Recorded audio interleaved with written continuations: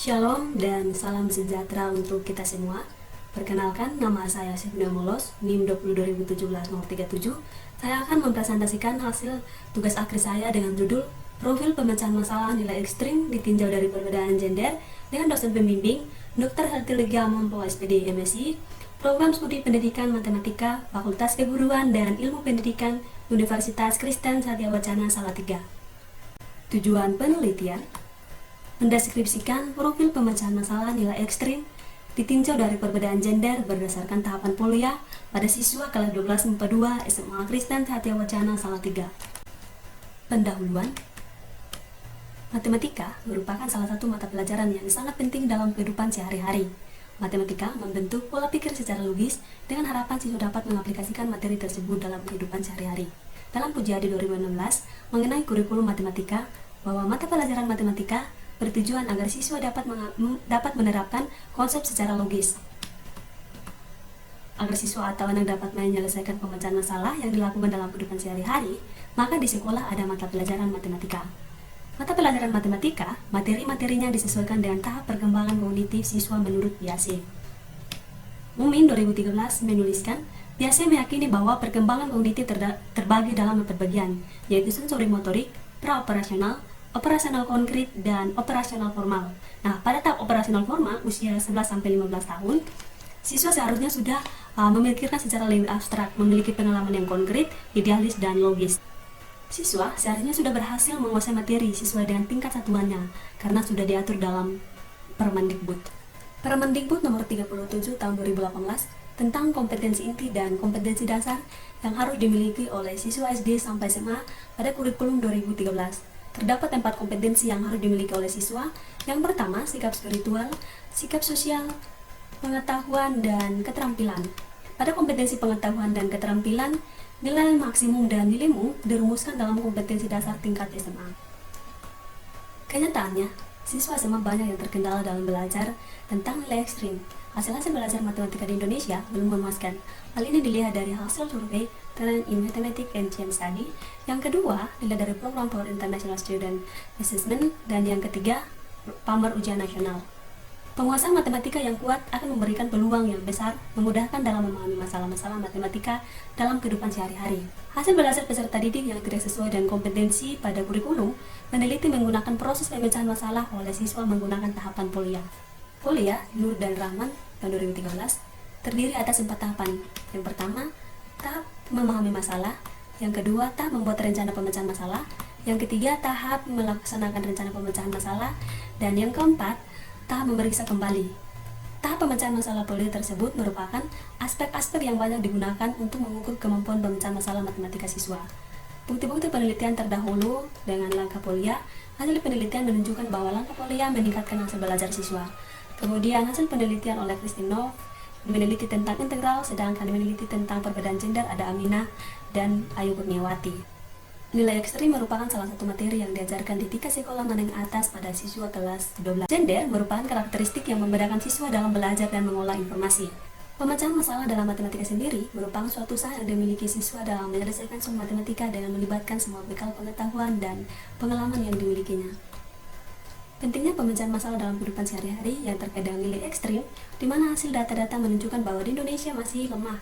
Maka dibuatlah penelitian ini yang bertujuan untuk mengetahui dan mendeskripsikan profil pemecahan masalah nilai ekstrim ditinjau dari perbedaan gender pada siswa kelas 12 MIPA 2 SMA Kristen Satya Wacana Salatiga yang dianalisis berdasarkan tahapan kuliah. Metode penelitian, jenis penelitian yaitu kualitatif deskriptif, tempat penelitian SMA Kristen Satya Wacana Salatiga, cara pengambilan subjek yaitu purposive sampling. Subjek penelitian yaitu 6 siswa kelas 12 MIPA 2 berkemampuan matematika tinggi 2 orang yaitu 1 laki-laki dan 1 perempuan, berkemampuan matematika sedang yaitu 1 laki-laki dan 1 perempuan, dan berkemampuan matematika rendah yaitu 1 laki-laki dan 1 perempuan. Dilihat dari nilai tugas dan tes kemampuan matematika oleh peneliti. Metode pengambilan data yaitu tes, wawancara, dan dokumentasi. Instrumen penelitian yaitu instrumen utama dan instrumen pendukung. Analisis data yaitu reduksi data, penyajian data, dan penarikan kesimpulan atau verifikasi. Hasil dan pembahasan. Yang pertama, tahap memahami masalah. Pada tahap ini, semua subjek sudah melewati tahap ini, baik itu subjek PPUR, subjek GHD, subjek EA, subjek LS, subjek JRA, dan subjek LS. Namun masih ada beberapa subjek yang mengalami kesalahan. Yang pertama bisa lihat dari gambar ini. Subjek VS belum mampu memahami informasi apa yang diketahui dalam soal. Jawaban semua subjek yang lainnya sudah sesuai dengan apa yang ditanyakan dan diketahui pada kedua butir soal. Nah, yang diketahui dari soal nomor 1, kemudian yang diketahui dari soal nomor 2, dan yang ditanyakan dari soal nomor 1 dan 2, yaitu soal yang pertama mencari keuntungan maksimum dan soal yang kedua itu mencari biaya minimum. Subjek LS juga belum mampu menentukan kecukupan informasi untuk menjawab pertanyaan pada soal nomor 1 dan belum pada soal nomor 2. Karena nomor 2 menurut subjek tidak ada angka. Bisa dilihat dari kutipan wawancara ini. Kelima subjek lainnya, informasi yang ada sudah cukup untuk mengerjakan soal yang ada. Tahap yang kedua yaitu tahap menyusun rencana pemecahan masalah. Pada tahap menyusun rencana pemecahan masalah, diperoleh hasil bahwa ke-6 subjek tersebut melewati tahap ini. Subjek PPUL, subjek EA, subjek JRA, subjek GHD, dan subjek VS melewati tahap ini dengan baik dan lancar berdasarkan hasil analisis dan wawancara. Namun berbeda halnya dengan subjek LS yang melakukan pemecahan masalah dengan asimilasi untuk soal nomor 1 dan tidak menyusun rencana pemecahan masalah untuk soal nomor 2, sehingga terjadi akomodasi untuk soal nomor 2. Dengan demikian dapat dikatakan bahwa subjek LS melakukan proses asimilasi yang salah untuk soal nomor 2. Yang ketiga, tak melaksanakan rencana pemecahan masalah. Tak melaksanakan rencana pemecahan masalah, ke-6 subjek tersebut sudah melewati tahap ini berdasarkan hasil analisis tes dan wawancara. Subjek VBUR dan subjek JRA sudah melewati tahap ini dengan baik dan lancar. Namun beberapa subjek yang lainnya masih mengalami kesalahan. Subjek GHD mendapatkan hasil yang kurang tepat. Begitupun juga dengan subjek EA mendapatkan hasil yang kurang tepat juga, dan juga subjek LS. Berbeda halnya dengan subjek PS yang mengalami kesalahan pada soal nomor 1 dan 2.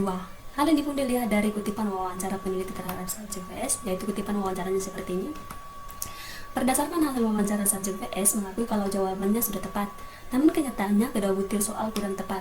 Sedangkan subjek LS dan subjek EA tidak yakin akan ketepatan jawabannya, sedangkan subjek yang lainnya sudah yakin dengan ketepatan jawabannya. Tahap yang keempat yaitu tahap memeriksa kembali. Untuk tahap memeriksa kembali, ke-6 subjek sudah melewati tahap ini berdasarkan hasil analisis tes dan wawancara. Namun hanya satu subjek saja yang melewati tahap ini, yaitu subjek PPUR.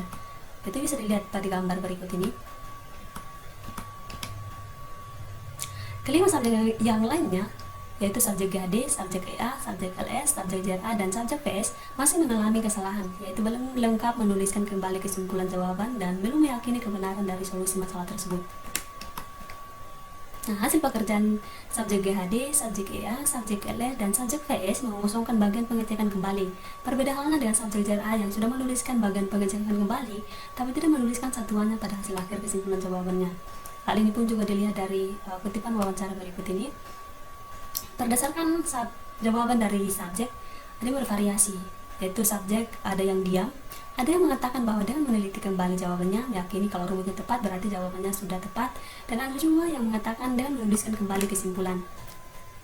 Berdasarkan tingkat kemampuan matematika, yaitu kategori kemampuan matematika tinggi, kategori kemampuan matematika sedang, dan kategori kemampuan matematika rendah. Nah, seperti ini. Perbedaan gender yaitu dilihat dari laki-laki,